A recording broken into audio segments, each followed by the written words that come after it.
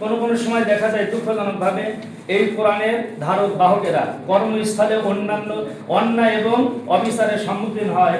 এরপরে তাদের সামাজিকভাবে মজবুত কোনো সংগঠন না থাকায় তাদের কোনো চাওয়া পাওয়া সমাজের উচ্চ মহলের সামনে উপস্থাপন করতে তারা ব্যর্থ হয়।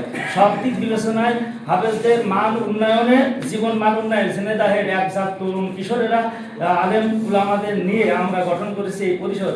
মাননীয় এমপি মহোদয়, আমরা হাফেজদের নিয়ে যে কাজ করছি, এই কাজ করতে গিয়ে আমরা যে বিষয়টা অনুধাবন করতে পেরেছি সেটাই মূলত আপনার কাছে বলবো।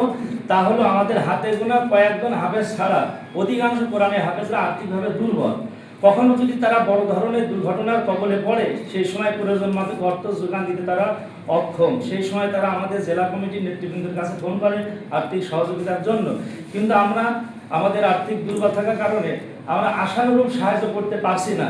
কিন্তু আমাদের তহবিলে আজ যদি পর্যাপ্ত পরিমাণ অর্থ থাকতো, তাহলে ক্ষতিগ্রস্ত এই হাফেজদের আমরা সন্তুষ্ট করতে পারতাম। সেই জন্য আমাদের অর্থের বড়ই প্রয়োজন। মাননীয় সংসদ, আপনি ইতিমধ্যেই হাফেজ ঐক্য কল্যাণ পরিষদের প্রতি নেক নজর ফেলেছেন, যা আমরা বিগত মাসগুলিতে লক্ষ্য করেছি।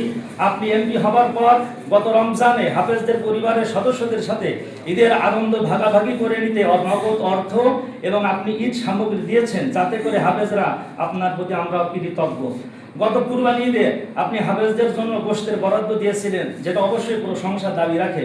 এইভাবে করে আমরা আপনার পক্ষ থেকে হাফেজরা উপকৃত হই, এটাই আমাদের কামনা।